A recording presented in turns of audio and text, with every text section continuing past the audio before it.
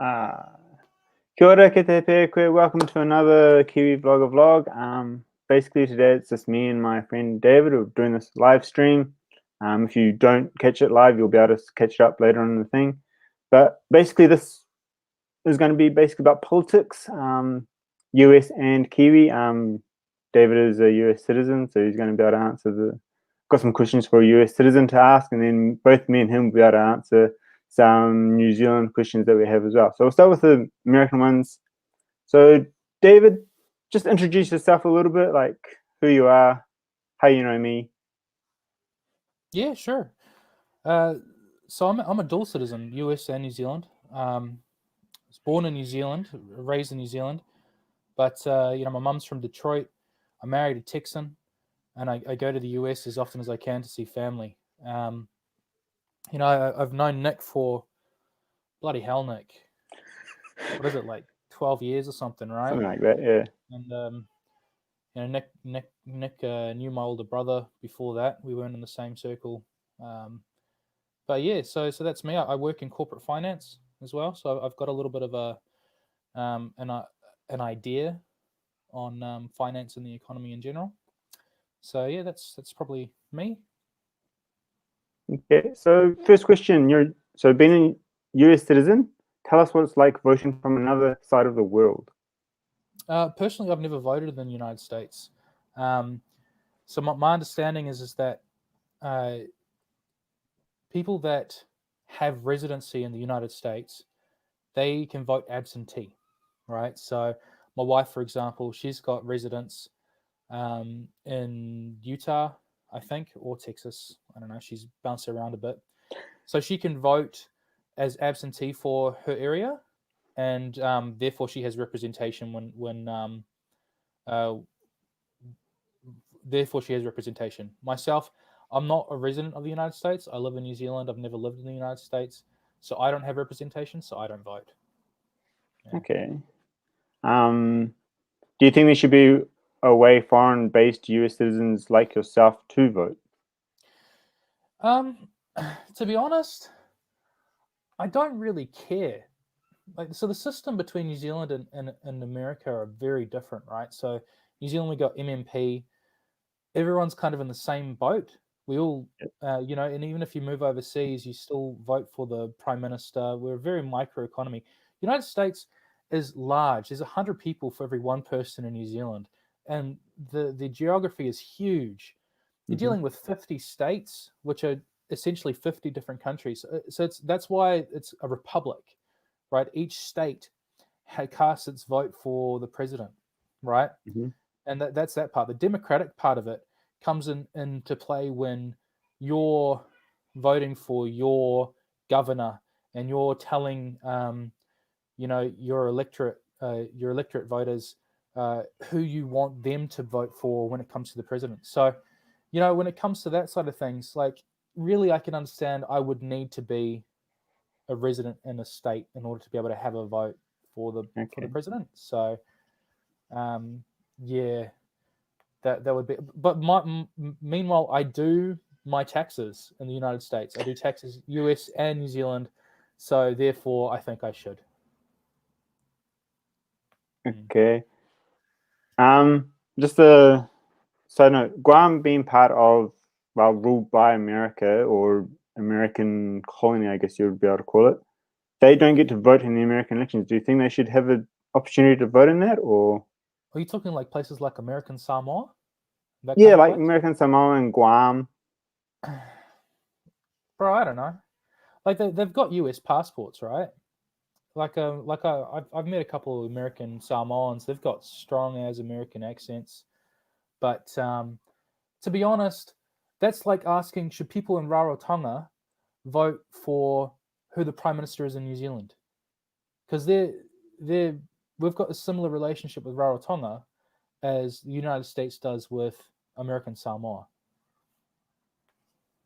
Okay, all right. There's a whole heap of people that neither like the DNC or the GOP. What are your thoughts on third parties?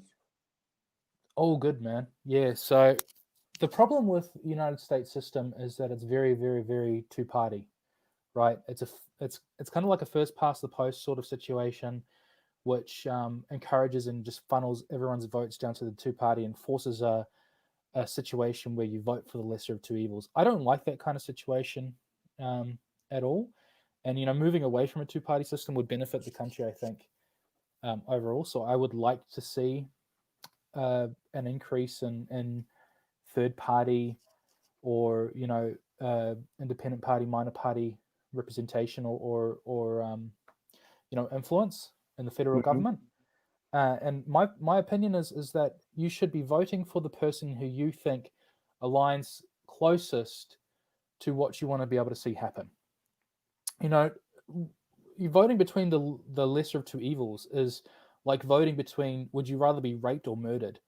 I don't want to be either of those things. Yeah. So if there's a third party who I would feel more comfortable within myself to vote for, I would vote for them. Is it harder for a third party person to get in because of financial assets, or?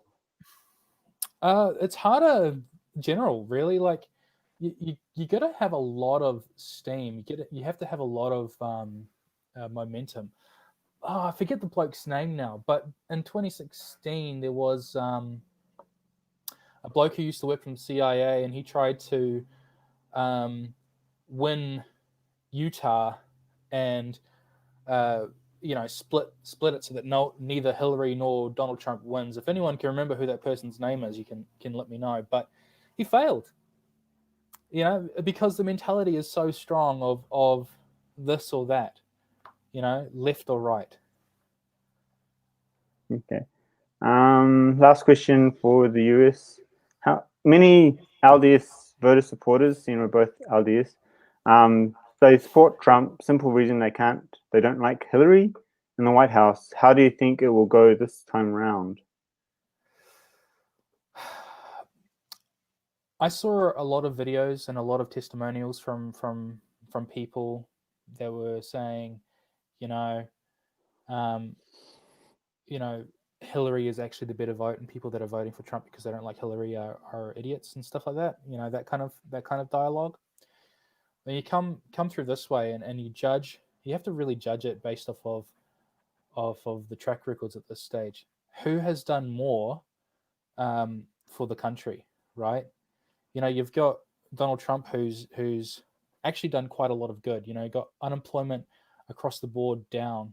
So you have the highest employment rates for Black Americans in history, Asian Americans in history, Hispanic Americans in history, women in America, the highest employment rate in 65 years. You got things like that. He's done things like Clinton a few years ago, when he was president or whatever, made it so that it was impossible for those that are incarcerated to get their GDP and to get higher education and whatnot. Whereas Donald Trump, one of the things he's done is reverse that, and so that's a testimonial of wanting to help people succeed, that kind of thing. Whereas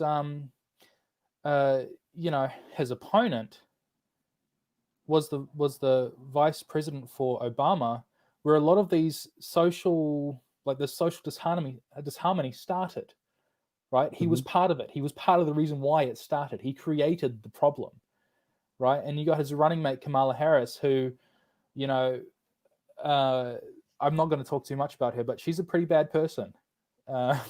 So I think that if someone is in a position where they're going to be thinking, who is going to better align with my values? Who's going to be better aligned with my faith? I think that a lot of those people that were thinking, I'm going to vote for Donald Trump just because I don't like Hillary, they might actually be voting now, I'm going to vote for Donald Trump because I like what he's doing.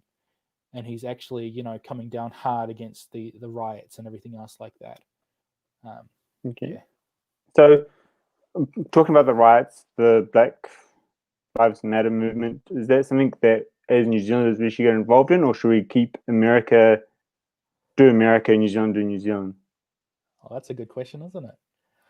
The thing is that growing up in New Zealand, I don't know if it's the same with you, mate, but Did you ever grow up thinking we're freaking isolated, like we're safe? You know, we're this tiny little nation at the bottom of the world. We're safe. The world, Well, the until rest we of the got coronavirus, yeah, I felt like yeah, that. yeah, yeah. Yeah, but even then, we've dealt with it better, right? Yeah. So, I mean, but the fact of the matter is that there's a lot of anti-American feeling in the United States, anti-American feeling in New Zealand, right? My wife faces racism because she's got a Texas twang, you know, that kind of thing. And people need to understand and realize that a lot of what we have in New Zealand, we have because of the things that happened in America, right? We're beneficiaries. We can not like them, but we're still beneficiaries. I'm speaking as a New Zealand citizen now, right? So with that though, with that kind of thing, we have to be careful. This political movement, you know, it's very easy to say Black Lives Matter, and yes, they do. Black lives do matter, but that's not what the movement is actually about anymore. And so it's we have to be very careful not to take a lot of the poison and a lot of the problem that's happening in the United States and bring it here as well. You know, we've got to take the good and leave the bad. Okay. Okay, so that's basically all the American ones. So now me and Dave will be basically answering New Zealand politics. Both me and him will answer the questions. Maybe him first, me first. We'll see how it goes. But Jacinda Ardern, or Jacinda Tron as she's known here, and Crusher Collins, Judith Collins, what's your take on that? I don't like either of them, to be honest.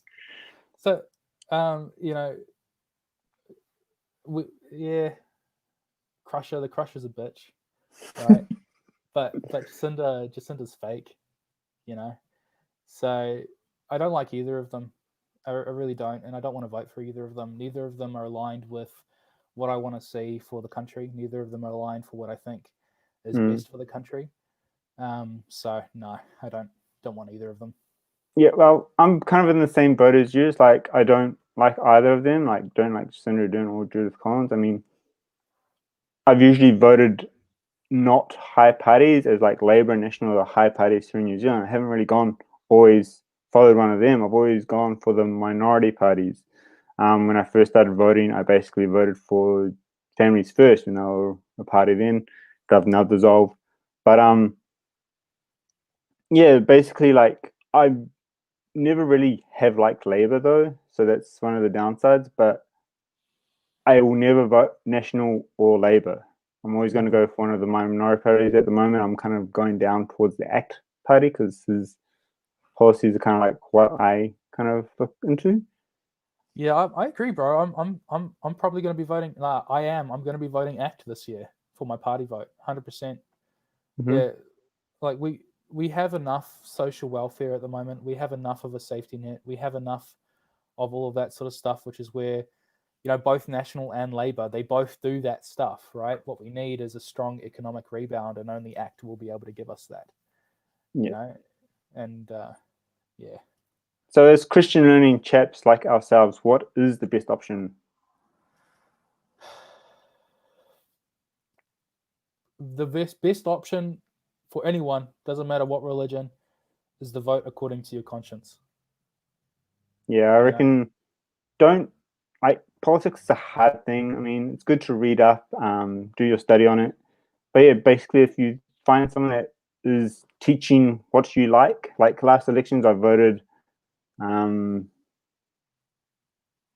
Peters because he was saying stuff I liked. Now this time I've been actually being more in tune with it and reading up on it, and ACT is more in line with what I would like as a leader. And the way I see it is, ACT is a minority party this election. I can see them maybe becoming a major party within Parliament. Yeah, I agree. I think there's a lot of people that are like me that voted National previously and have become disenfranchised, and ACT is going to be the better voice. Definitely, I'll never vote Labour. I might go back to National, but probably not. But I'll never vote Labour, man. They're evil, man. Yeah. Let's talk the economy. What should New Zealand do to recover from COVID-19? From talking about jobs, business, and all that. That's a hard one, eh? It is a hard one. Well, let's talk about what ACT's saying at the moment in regards to like their position for the shutdown. Like they're Hmm. saying, because I follow ACT Party on Facebook, right? And one of the Okay. statistics they put out was that it costs about $500 million a week, or is it a day, for Auckland City to be in shut down. I Holy think that was crap! a day. I think it was a It was a day. day. Yeah. Holy crap! That is such a Yeah. significant amount of money. And so And their that's even position just is, level 3 lockdown. Doesn't not even I know, full lockdown. yeah, seriously, seriously. And their position is make things safer. I agree with that. Make things safer. If you have to wear a mask, wear a bloody mask. Public hand sanitation systems, all good. Mm. Better ventilation for buildings, fine. But let people bloody do their business. Do you think we should be like America and make masks mandatory throughout the country, Oh, I don't care, to be like out in honest. public? Yeah, look, so we had a little bit of a family tragedy, when level 3 was starting to set up, and it resulted in my wife needing to go and get bloods and some other tests and stuff like that. It was quite painful, and because we didn't have masks, she received some very harsh words and harsh behavior from the people. And meanwhile, she's on the verge of tears because of everything that's been happening in our family. She just wants the bloody test done so she can come home and cry. You Mm. know. So I don't care if masks are mandatory or not mandatory. One thing we need to remember in New Zealand is to be bloody compassionate. Yeah. And that's it. Be bloody compassionate. Basically, Um, keep with what permanent, like what Jacinda is saying. Be kind, be helpful. don't be an asshole. Yeah. Yeah. We're all in this together. Yeah, absolutely. Good I old High definitely School think that Musical. businesses need to be opened back up. I definitely think that, one thing that really worried me when, with Labor and their responses, I read an article about how they couldn't justify certain taxes going up in order to help with the problem. Like they were looking for a way to increase taxes. That's not the answer. No. The answer is not increasing taxes. The answer is reducing taxes for, the lower middle class Yeah. overall, Yeah. right? I mean, That's the answer. yeah, because then they did the national tax on petrol, and Auckland had that regional tax basically a couple of months afterwards. And they're like, oh, it's going to mainly affect those in the rich areas, but it's the poor that are actually hurting more than us. Yeah, exactly. It's not targeted enough. Like, I've got no problem with a qualified capital gains tax. All good. That's fine. Do a qualified capital gains tax. Reduce your bloody income tax. Get rid of the 30% one completely. That's another ACT policy. Get rid of the 30% one. It's 17.5%, and then once you get up to 70,000, then it's the 33. Right? That's the way Yeah. they want to do it. Get rid of the 30%. That would help so many people. The whole thing. If we're going to recover as a country from economic shock of COVID-19, it's about making it easier for people to earn a living and to spend, not making it harder. It's not about Mm-hmm. increasing taxes. It's not about getting a huge amount of debt, and making future generations pay for it. It's about making sacrifices as a nation now and making things easier for people to earn a living. Yep. Along with this election, there's two referendums coming out. There's the legalized cannabis, and the lethal dose. What are your takes on the referendums at the moment? I'm good with the cannabis one. Yeah, I don't smoke, but I think that anything that's going to be taking, power and money out of criminal organizations, it's a good thing. And I also think that criminalizing people for smoking pot or having a little bit of pot is a little bit weird. I mean, there's science to it about you should only be smoking after your brain has settled a bit or something like that. Your brain connections become well established. Otherwise, you smoke when you're younger, it screws with your brain development, right? So I've got no problem with a legal age limit. I've got no problem with, that kind of thing. I've got no problem with people growing a couple plants in their backyard. All good, not an issue. Just got to make sure that, there's controls in place for people that aren't too young. Um, that people that aren't too young smoke. So if someone is going to be having a plant in the yard, and Got the to be able parents are to letting be their kids monitored. smoke, mate, that is an uplift the child situation. Yeah, That is child endangerment. true. But if it takes power away from criminal organizations, and if it's done in a safe way, I've got no issue with it. Okay, and how about the euthanasia? I don't like it. I read the pamphlet that the government put out, and Mm-hmm. some of the controls that they put in place is good, but I've got an issue with anything that puts a question on the sanctity of life. So if we start down this tract, right? First of all, they don't have to tell their family that they're deciding to end their lives. And the doctors don't have to tell their family, and that's dangerous, man. It's I can understand if someone is in pain and that's an answer. That I can understand that, but you go down the track, you'll end up with like some of the other countries in the world with very loose euthanasia bills where they're feeling a little bit sad and so they kill themselves legally. I don't want Mm-hmm. that. That's the same track we've gone down with abortion.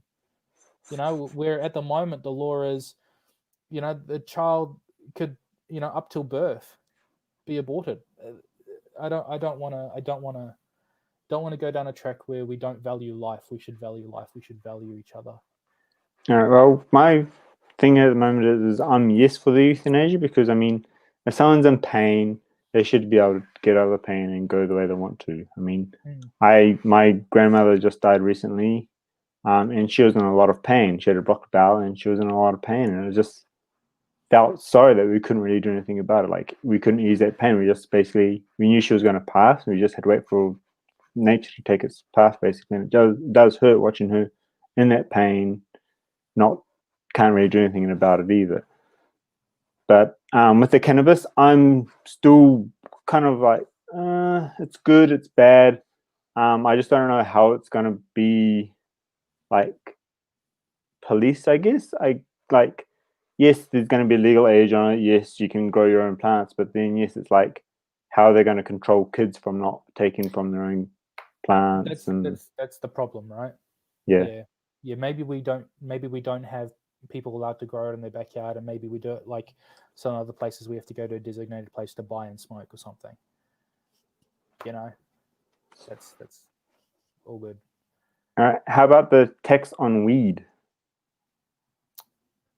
What's we got a goods and services tax, man. GST, Yeah, 15%. Bloody leave it at that. yeah.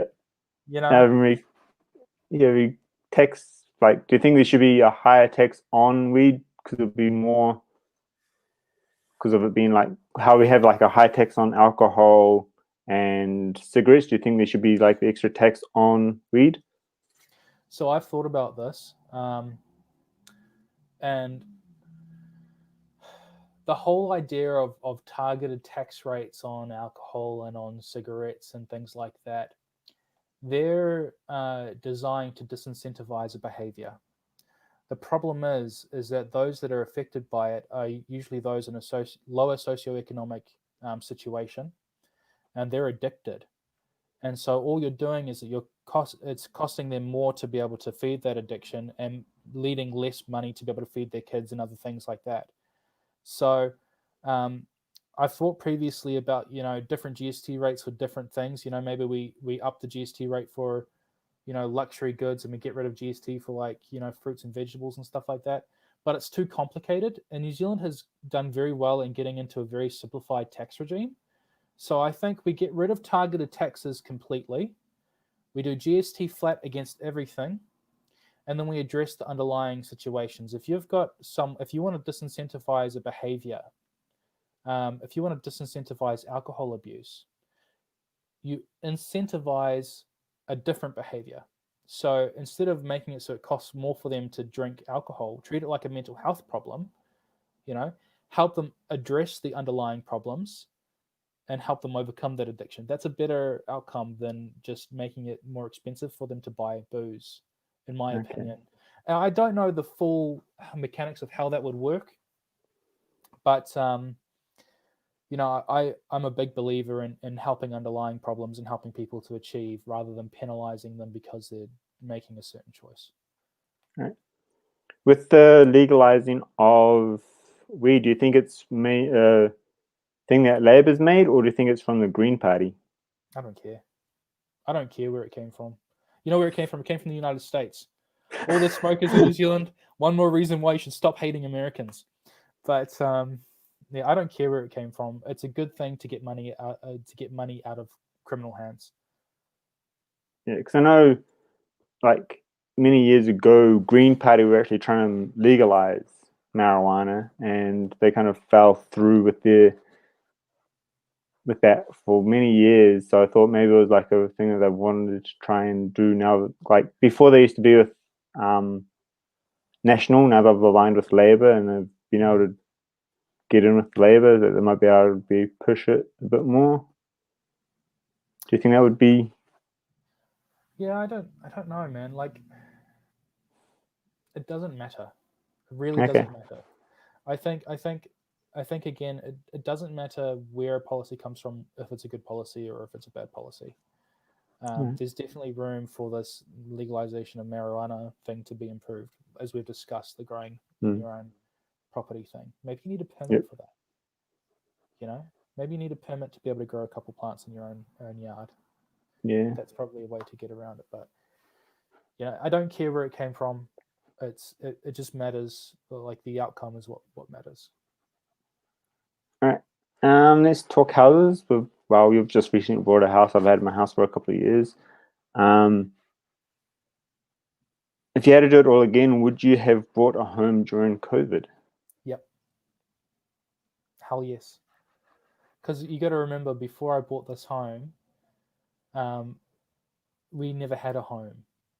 We were sharing houses. We were sharing flats. It was very difficult. My wife and I and a couple of kids. You know, the place we were right before this was a shoebox. It was 2 very small bedrooms, 1 very, very, very small lounge and kitchen. Mate, it's the same apartment we used to live in together all those years ago, right? It was me, my wife, and 2 little toddlers in there. Not possible. If we hadn't have been able to purchase a house right when COVID was about to happen and move in, I can guarantee that our mental health and our well-being would be shot. I'm just wanting to know, because of you being in that little downstairs apartment, would you be considered as your own little bubble, or would you be considered part of your sisters and brother-in-law's upstairs bubble? Knowing my sister, she would probably want to separate as much as possible. Okay. So, yeah, and which bubble would Matt which is be all with? good. She's very protective of her own, and it comes from a loving place for her children and her husband. All good. But you know, yeah, I'm pretty sure my nephew and my son, they would want to play together, and so in practice she may have wanted that, but it probably wouldn't have happened. We probably would have been in the same bubble. Okay. I guess that's basically it for the questions. Do you have anything that you may want to add in, David, or any questions for yourself you may want to ask me or ask yourself? So you said before you're thinking about voting ACT, right? You're going to vote Yes. ACT in both your party vote and your local representation? Your vote?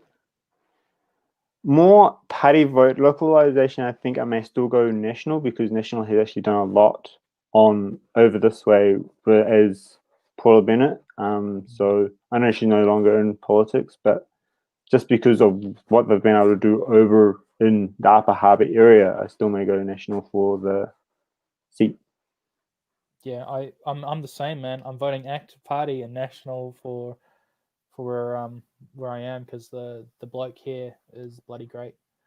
He's seems like he's got strong values. I mean, in Pakuranga, seems like he's got really strong values and a backbone.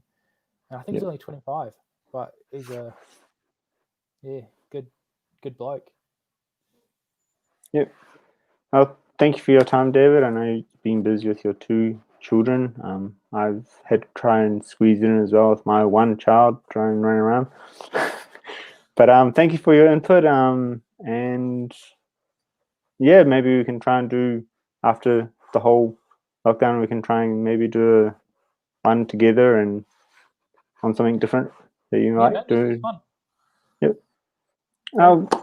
There's basically for my viewers, like, subscribe, leave a comment if you have any questions or any answers to the questions you may have seen down the bottom of the screen. Leave them in the comments. I do check comments. I do reply to the comments. So yeah, put it down there. Kia kaha, be strong, be proud.